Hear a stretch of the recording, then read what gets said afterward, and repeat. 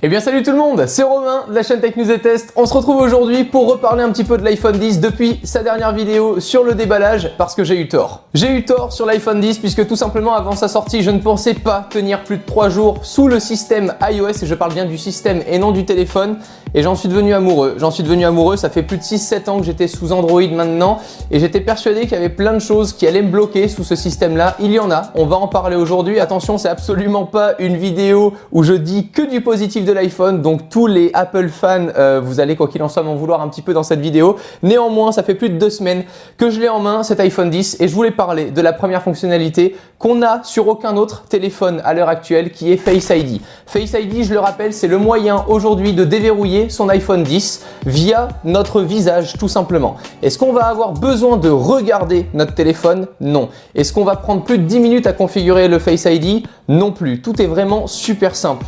Et par rapport à notre quotidien, c'est quelque chose qu'on fait instantanément. Quand les gens me disent « Alors, le fait de déverrouiller ton téléphone avec Face ID, ça donne quoi ?» Je me suis jamais posé la question parce que j'ai jamais dû me dire que j'allais déverrouiller mon iPhone grâce à mon visage. C'est quelque chose que je fais naturellement. Si je prends mon téléphone qui est posé sur mon bureau comme ceci, je le prends en main, le téléphone s'allume tout simplement et j'ai même pas eu à devoir le regarder que je peux déjà le déverrouiller. Je peux le faire encore plus rapidement, vraiment. C'est tout ce qui est de plus naturel de prendre son téléphone en main et de déverrouiller directement. Voilà, c'est instantané. Je n'ai pas pensé une seule seconde à devoir déverrouiller mon téléphone. Par rapport à cette technologie-là, je la trouve incroyable. Alors après, on a tous les petits plus et toutes les options, les Animoji et toutes ces conneries. Je vais pas en parler parce que c'est vraiment que de l'accessoire. C'est pas quelque chose dont on a besoin sur un téléphone aujourd'hui. En revanche, ne plus penser à déverrouiller son téléphone. Et quand on me demande est-ce que ça fonctionne tout le temps, la réponse est à 70% oui, pour ma part. C'est-à-dire que t'as beau être avec une autre personne et tu prends ton téléphone un peu de manière ambiguë si je puis dire et juste à avoir le regarder très brièvement, il va s'adapter au fur et à mesure en fait à tes faits et gestes puisque on parle là d'adaptation. Le téléphone ne se dit pas ok, je dois reconnaître uniquement ce visage-là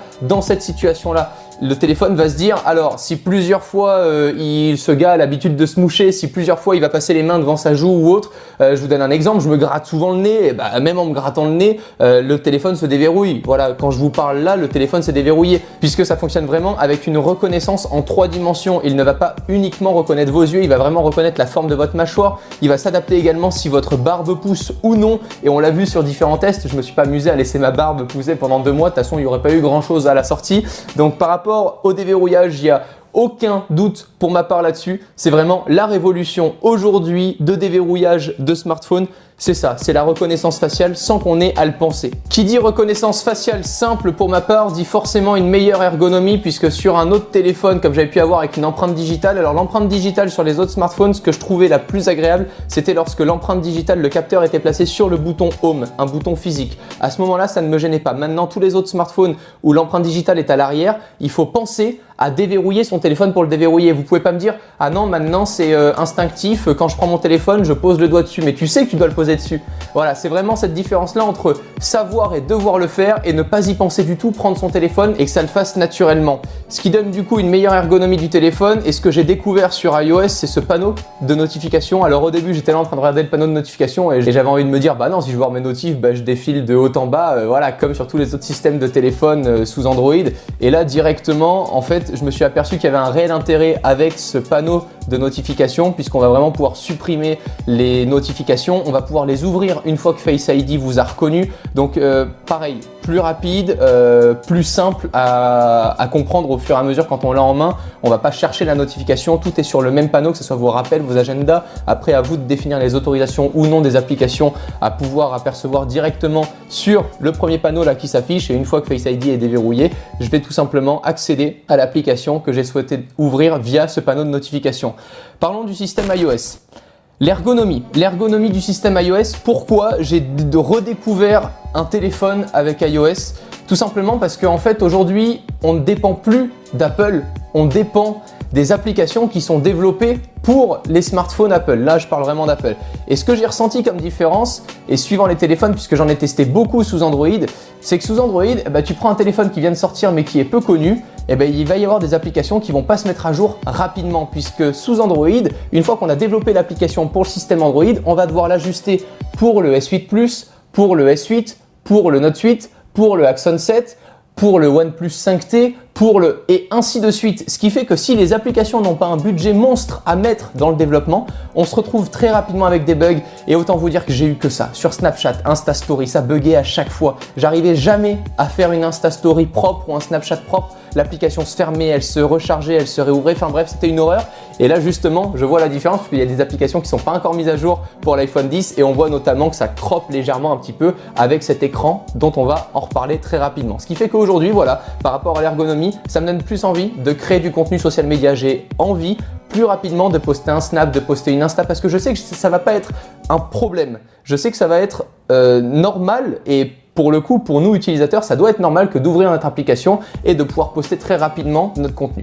Parlons de l'écran. On a un bel écran qui fait 5,8 pouces, mais au niveau de la résolution, c'est pas ça. Et je suis déçu. Je suis déçu parce que pour un 5,8 pouces, je m'attendais pour une fois de la part d'Apple d'avoir un vrai Quad HD pour pouvoir regarder des vidéos en 1440p natif sur YouTube. Alors il y en a beaucoup, n'est-ce pas Florian, qui me disent que ça sert strictement à rien, que ça suffit amplement d'avoir du 1080p sur son téléphone.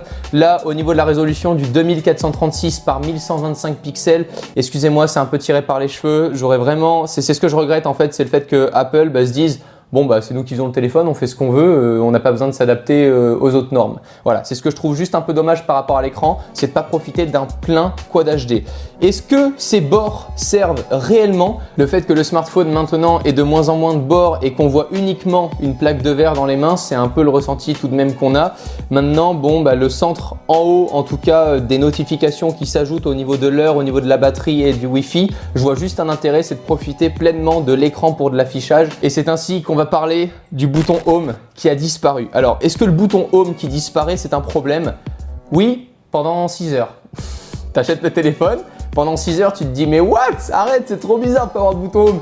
Et puis au final, ça paraît totalement logique que de tout simplement fermer une application ou de revenir au menu. J'ouvre YouTube ici, je viens tout simplement faire un slide de bas en haut et puis ça revient juste ici. Avec un coup de main, on prend très facilement l'accès aux applications ici. Le seul petit bémol, c'est que pour supprimer une application des tâches, on va devoir rester appuyé dessus comme ceci, voilà, et ensuite faire le bouton supprimer. Et du coup, les mettre en hors tension, ça je trouve ça vraiment un peu dommage parce que pour le coup, on prend beaucoup plus de temps maintenant. Est-ce qu'on a besoin de les mettre hors tension? C'est la question aussi qui se pose puisque je n'ai pas eu ce besoin-là jusqu'à présent pour que le téléphone marche mieux. C'est une habitude des Android users, j'ai envie de dire. Moi, je sais que sur tous les téléphones Android, quand j'avais l'impression que le téléphone était un poil plus lent, je devais aller supprimer comme ça des applications qui fonctionnaient en arrière-plan. Et c'est plus forcément chose que je demande aujourd'hui sous iOS parce que je pense que le système est plus léger. Voilà, c'est vraiment un ressenti en tant qu'utilisateur. J'ai l'impression que tout est plus léger, tout est plus aéré et que du coup, tout fonctionne plus rapidement. Le téléphone va aussi apprendre comme sur tout plein d'autres systèmes Android, apprendre à vous connaître, apprendre à connaître vos habitudes, ce qui fait que s'il s'aperçoit au bout d'un moment que vous utilisez de moins en moins Facebook, il va le laisser de moins en moins tourner en arrière-plan et il va supprimer automatiquement lui-même au bout d'un certain laps de temps l'application de tâches de fond. Parlons de la qualité vidéo très rapidement de l'appareil photo, j'en suis ravi, stabilisation optique sur les deux capteurs, moi il n'y a vraiment rien à dire, je filme en Ultra HD très proprement, on peut faire des beaux slow motion, franchement il n'y a rien à dire. Le seul bémol encore une fois c'est le système iOS qui va me brider avec le port Lightning pour transférer mes fichiers aujourd'hui avec un fichier qui fait plus de 15 ou 20 gigas. La dernière fois j'ai dû attendre pratiquement 1h30, 2 heures en l'ayant branché par USB pour transférer un fichier, c'est juste une horreur, ça fonctionne pour moi beaucoup moins rapidement que l'USB-C. Le Lightning avec les compatibilités sous Windows évidemment, n'est-ce pas, puisqu'on peut parler de AirDrop, on peut parler de synchronisation avec iTunes, enfin plein de choses qui sont pour moi inutilisable tellement c'est bridé et tellement dans mon milieu je ne peux pas travailler avec ça puisque je travaille avec beaucoup trop de personnes qui ont différentes applications et pour moi il me faut mon fichier brut, il ne faut pas que je me dise ah tiens je vais le synchroniser à mon compte. Voilà, donc par rapport à ces utilisations là, au niveau de la gestion des fichiers, au niveau de la gestion des albums photos aussi, il y a des photos que tu ajoutes dans un album, du coup tu les supprimes de l'autre mais elles disparaissent de ton album où tu viens de les ajouter. Il y a plein de choses que je comprends pas quand tu fais un copier-coller, c'est la même, enfin bref. Au niveau de l'ergonomie et au niveau de tout simplement la gestion des fichiers, vraiment, c'est un gros problème pour moi l'iPhone 10. Encore une fois, j'ai eu très peu l'habitude d'utiliser iOS. Je vais peut-être découvrir plein d'applications magnifiques au fur et à mesure. Donc si tu connais des choses qui peuvent remédier à ces problèmes-là, n'hésite pas à me le laisser en commentaire pour que j'en apprenne encore plus. Parlons un petit peu des choses qui fâchent de mon point de vue. Ce qui n'a jamais été sur les téléphones Apple, tout simplement, le NFC. Non mais les gars, le NFC quoi? Le NFC, c'est quoi? Ça permet d'appairer rapidement un téléphone avec un périphérique en Bluetooth sans avoir à s'y connecter manuellement. C'est-à-dire que ce produit-là est Bluetooth et dispose de la connexion NFC. Mon téléphone a le NFC d'activer, donc attention, sous certains téléphones Android, puisque sous iOS, aucun smartphone ne dispose de NFC. Tu les colles ensemble et les deux produits sont connectés. Ça se passe vraiment comme ça, hein. Pour le coup, c'est en mode Apple, c'est en mode super simple, en mode il n'y a rien à faire, tu prends tes deux produits, tu fais ça et c'est appairé. Alors ça m'embête pourquoi? Parce que j'avais l'habitude de payer avec mon téléphone sous le S8 Plus, c'est-à-dire que payer avec mon téléphone, j'avais mes applications via certaines banques qui me permettaient d'accéder jusqu'à un palier de 20 €. J'arrivais à la caisse, la borne disposait d'une connexion sans fil pour que tu passes d'habitude ta carte bancaire en sans fil, et ben là c'était le téléphone que je posais. Je me suis retrouvé couillon la dernière fois avec l'iPhone en me disant bah attends, j'ai configuré mes applications mais je peux pas. Non, sous iOS c'est Apple Pay et Apple Pay ça fonctionne pas facilement avec toutes les banques puisque toutes les banques n'ont pas encore adopté Apple Pay. Il y a des façons d'y remédier, ça j'en suis déjà au courant, il y a des applications sur lesquelles tu rentres tes autres cartes bancaires qui les transforment en une même carte bancaire virtuelle et qui elle est compatible avec Apple Pay. Bref, c'est pas adapté pour mes parents ni pour les grands-parents, mais ça peut fonctionner. En attendant, ça m'a bien bloqué de plus avoir de puce NFC. Le port jack également, je vais pas en reparler, j'ai plein de casques en analogique et quand je teste des produits très rapidement dans des boutiques physiques, et ben j'ai envie d'insérer directement mon port jack et j'ai pas tout le temps mon adaptateur qui est fourni avec, et ça je dois dire merci à Apple pour une fois, et je vois pas aujourd'hui pourquoi on devrait déjà se passer du port jack, sachant que tous les téléphones ne sont pas encore équipés de Bluetooth 5.0 pour obtenir le même débit et écouter de la réelle qualité CD en sans fil. Comme l'appareil photo, je veux dire régler la qualité de sa vidéo si on veut de l'Ultra HD ou du 1080p en 60 fps depuis le menu paramètres et non pas depuis l'appareil photo lui-même.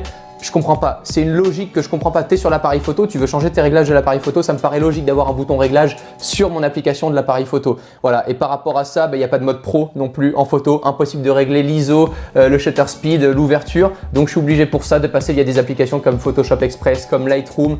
Et je trouve ça dommage en fait, je trouve ça juste dommage parce que ça leur rajoute quoi de rajouter, tu rajoutes juste un, vous savez il y a les glissés pour aller à la vidéo, les glissés pour aller à la photo, fais un autre glissé pour être en mode pro, c'est la même chose, mode pro, attention, mode manuel, voilà, c'est la même chose. Il y a des petites choses comme ça qui m'insupportent réellement sous iOS, je m'y fais parce que tous les points positifs que je vous ai cités, ça me change la vie. Vraiment, il y a des choses qui me changent la vie. Ne serait-ce que le Face ID, c'est super agréable. Maintenant, il y a plein d'autres choses où j'attends encore qu'ils évoluent et attention, je suis pas bloqué sous iOS. Je pense réellement que je suis fan aujourd'hui parce que je change de système de smartphone après des années sous un autre système et que du coup je redécouvre un petit peu. Vous savez, c'est comme quand vous changez votre lit, votre chambre, vos armoires de place et tout. Vous avez l'impression de rentrer dans un nouvel appartement et vous êtes 10 fois plus content de rentrer chez vous. C'est un peu la même chose quand on change de système. C'était mon point de vue sur cet iPhone 10 là. J'ai eu tort puisque je l'ai en main depuis plus de 2 semaines et que c'est devenu mon téléphone principal aujourd'hui. Encore pour combien de temps? On en reparle très rapidement, pourquoi pas sur d'autres fonctionnalités. D'ici là, prenez soin de vous et à la prochaine mes technophiles. Ciao tout le monde.